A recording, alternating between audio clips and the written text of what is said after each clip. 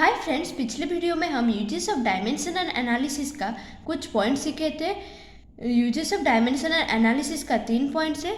To convert from one system of units to another system of unit, to check the correctness of a formula, to derive a relation between various physical quantities.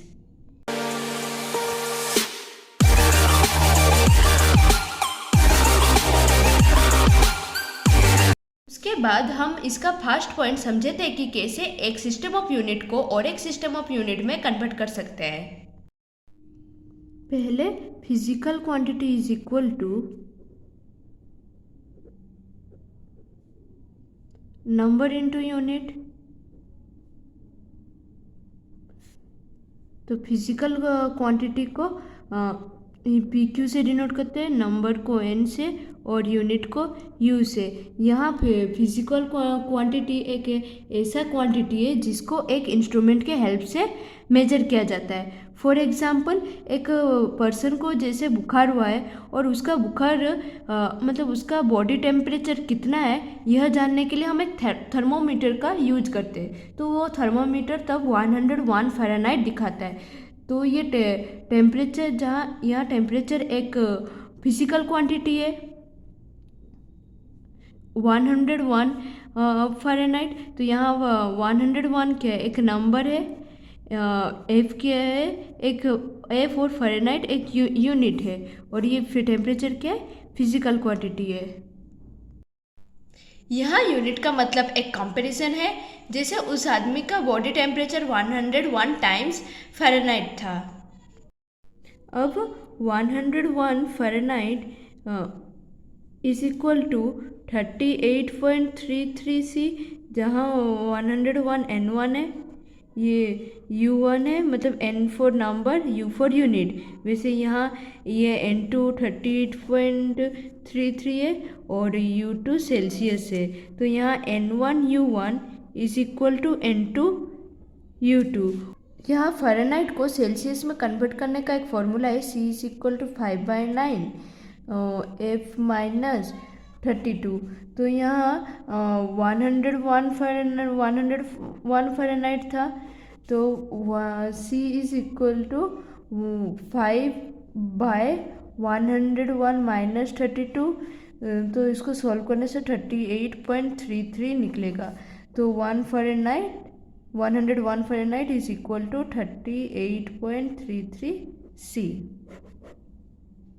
ठीक वैसे 1 kg is equal to 1000 gram, जहाँ N1 1 है, U1 kg है, और N2 1000 है, U2 gram है। So N1 U1 is equal to N2 U2। मतलब एक फर्स्ट पॉइंट के अनुसार जब हम एक सिस्टम ऑफ यूनिट को और एक सिस्टम ऑफ यूनिट में कन्वर्ट करते हैं तो N1 U1 is equal to N2 U2 होता है। यूजेस ऑफ डायमेंशनल एनालिसिस का second point, to check the correctness of a relation. To check the correctness of a given relation, dimensions on each and every term on either side of an equation is calculated. If the dimension of each term on either side are same, then the formula is correct. मतलब यदि हम एक relation correct है या नहीं उसको check करेंगे तो वो हमें कैसे पता चलेगा। यदि मतलब LHS साइड का डायमेंशन RHS साइड का डायमेंशन के साथ सेम होगा, तभी जाकर हमें पता चलेगा कि हाँ एक रिलेशन करेक्ट है। मतलब शॉर्टली हम ऐसे कह सकते हैं कि in a relation the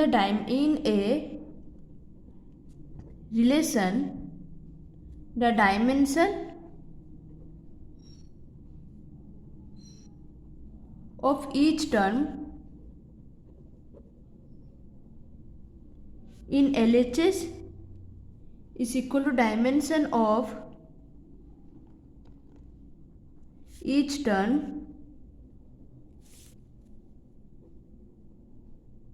in RHS.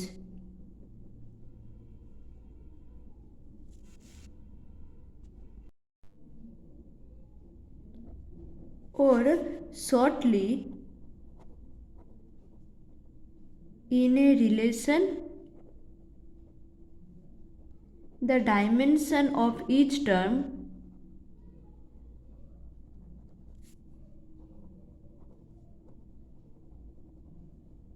in LHS is equal to dimension of each term in RHS. Then the relation मतलब given relation is correct. मतलब यदि एक रिलेशन में ये जो LHS का हर एक टर्म का dimension is equal to RHS के हर एक डायमेंशन मतलब हर एक टर्म का डायमेंशन के साथ सेम होगा, तभी जाकर वो गिवन रिलेशन करेक्ट होगा. V is equal to U plus AT. तो यहाँ ये मोशन इन स्ट्रेट लाइन का फर्स्ट रूल है, तो और सेकेंड वाला है A is equal to UT plus half AT square, और थर्ड है U square plus 2AS is equal to V square. तो ये तीनों ही आपने क्लास 9 में पढ़े, फिर से और एक बार हम बाद में पढ़ेंगे. तो यहाँ पहले वाला को यदि चेक करेंगे रिलेशन को, तो V is equal to U plus AT. तो यहाँ V का डायमेंशन L⁻⁻1 होगा. U का भी U मतलब यहाँ V फाइनल वेलोसिटी है, U इनिशियल वेलोसिटी है, और U का भी डायमेंशन होगा L⁻⁻1. AT यहाँ A एक्सेलरेशन है, T टाइम है, तो A का एक्सेलरेशन का डायमेंशन L⁻⁻2 होगा, और T टाइम का डायमेंशन T होगा, which is equal to L⁻⁻1. तो यहाँ हर एक टर्म जो मतलब V, U और AT का डायमेंशन सेम है, तो इसका मतलब ये रिलेशन करेक्ट है.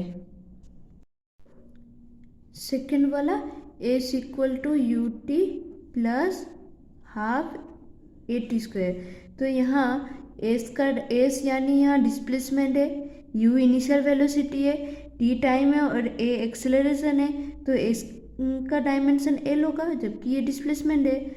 और UT का डायमेंशन U यहाँ इनिशियल वेलोसिटी है, तो U is equal to L⁻⁻1 है इंटू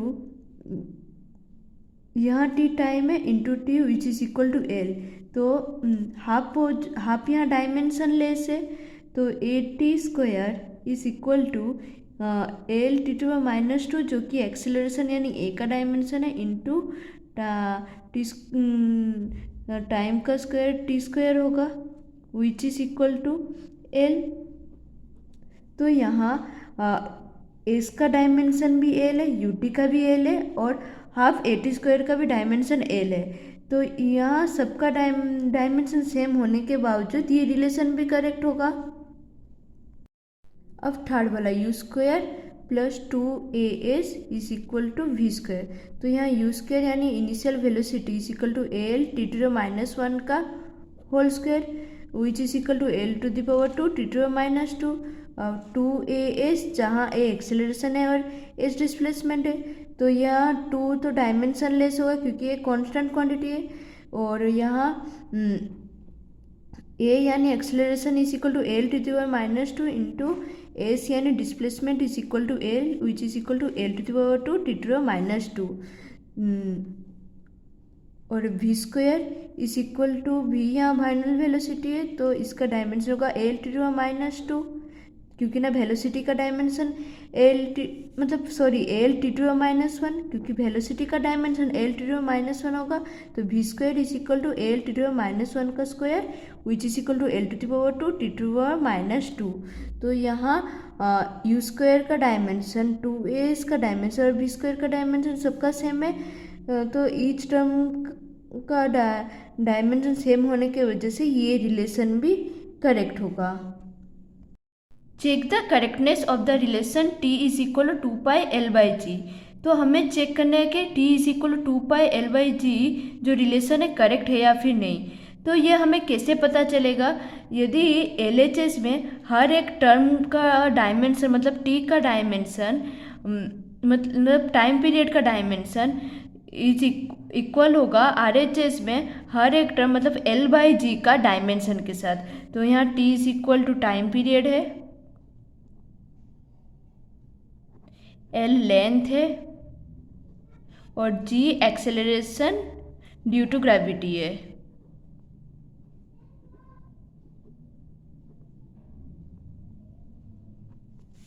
तो now in L H S T time period और टाइम का डायमेंशन क्या होगा, टी होगा, कैपिटल टी। और आर एच एस में डी ऑफ मतलब डायमेंशन ऑफ 2πL/g। तो 2π एक कांस्टेंट है, इसका मतलब एक डायमेंशनलेस क्वांटिटी है जिसका कोई डायमेंशन नहीं है। नाउ एल एक लेंथ है, इसका एल होगा। और एक्सेलरेशन ड्यू टू ग्रेविटी का वही एक्सेलरेशन के साथ ही सेम होता है dimension, L T⁻², which is equal to 1/T⁻², is equal to T⁻²। तो यहाँ L H S is not मतलब dimension of L H S मतलब एल एच एस का dimension is not equal to R H S. तो ये कब होता, ये L H S is equal to R H S कब होता, यदि 2πL/g का होल रूट ओवर होता। तो t is equal to 2πL/g का होल रूट ओवर, ये करेक्ट रिलेशन है। तो इसे करने से L/g का whole root over is equal to T² का whole root over is equal to T होगा। H is equal to 2s cos theta by rho R G. ये डेरिवेशन कैपिलरी राइज का है। तो कैपिलरी राइज का मतलब actually क्या है, वो एक ऐसा फेनोमेनन है जिसमें लिक्विड विदाउट एनी एनर्जी के एक नेरो ट्यूब या फिर थीन ट्यूब में आइदर वो राइज करेगा या फिर फ्लो करेगा। तो ये डेरिवेशन हमें फ्लूइड चैप्टर में मिलेगा, जो कि बाद में हम पढ़ेंगे। तो यहाँ h हाइट है, h सरफेस टेंशन है, रो डेंसिटी है, r रेडियस है, g acceleration due to gravity है। तो हमें ये रिलेशन करेक्ट है या नहीं, यही चेक करना है। तो L H S dimension of H और हाइट का डायमेंशन क्या होगा, वही एल होगा। तो now in R H S में चेक करेंगे कि 2s cos theta by rho R G. तो यहाँ 2 एक कांस्टेंट है, मतलब जिसका कोई डायमेंशन ही नहीं है। तो नाउ और एस क्या सरफेस टेंशन है। तो सरफेस टेंशन का फॉर्मूला क्या था, force by length which is equal to force का डायमेंशन होगा mL T⁻² by L length है। तो फोर्स का डायमेंशन कैसे होगा, force is equal to mass into acceleration which is equal to mass का m होगा डायमेंशन, a का L T⁻² which is equal to mL T⁻²।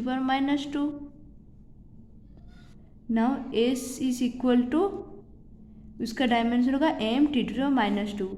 तो s का डायमेंशन m T⁻² है।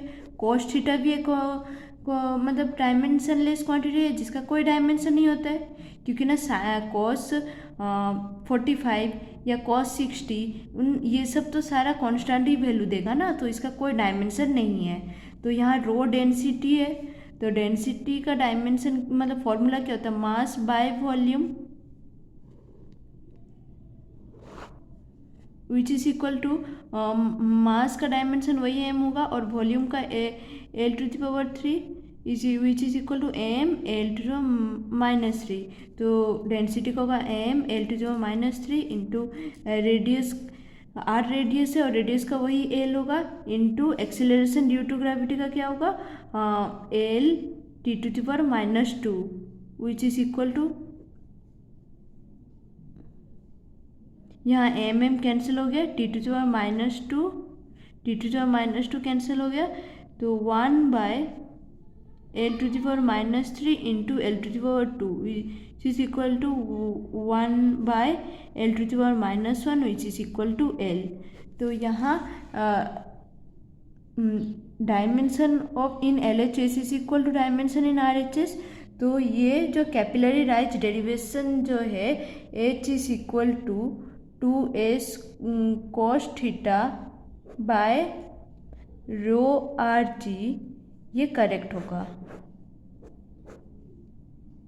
F is equal to 6/η/RT, तो ये Stokes law है जिसे हम फ्लूइड्स में बाद में पढ़ेंगे। तो हम ये रिलेशन करेक्ट है या नहीं यही चेक करेंगे। तो इसके चेक करने के लिए यहाँ का डायमेंशन और यहाँ का डायमेंशन सेम होना चाहिए। तो now in LHS dimension of F is equal to, तो एफ का फॉर्मूला क्या होता है, mass into acceleration, which is equal to mass का क्या होगा, डायमेंशन m होगा, और एक्सेलरेशन का L(T²-2) which is equal to m L(T²-2). तो डायमेंशन ऑफ एफ और force is equal to m L(T²-2). Now in RHS dimension of 6/η/RVT, तो यहाँ 6 कांस्टेंट है, उसका मतलब इसका कोई डायमेंशन नहीं है। और यहाँ ईटा क्या है, ईटा कोएफिशिएंट ऑफ विस्कोसिटी है।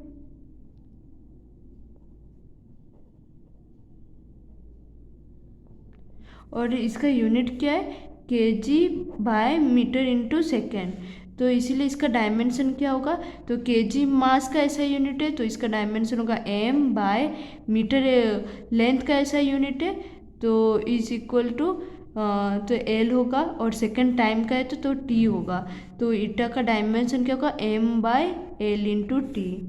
तो m/L/T इंटू आर क्या है, रेडियस है, रेडियस का डायमेंशन वही L होगा, इंटू ये टर्मिनल वेलोसिटी है VT, तो टर्मिनल वेलोसिटी का डायमेंशन वही वेलोसिटी के साथ सेम होगा, तो L(T⁻⁻1) which is equal to, यहाँ L कैंसिल हो गया, तो m into L into T⁻⁻1, ये भी ऊपर जाके T⁻⁻1 हो जाएगा, which is equal to m L(T⁻2).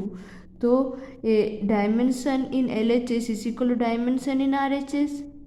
तो इसका मतलब F is equal to 6/η/RVT और टर्मिनल वेलोसिटी। तो ये गिवन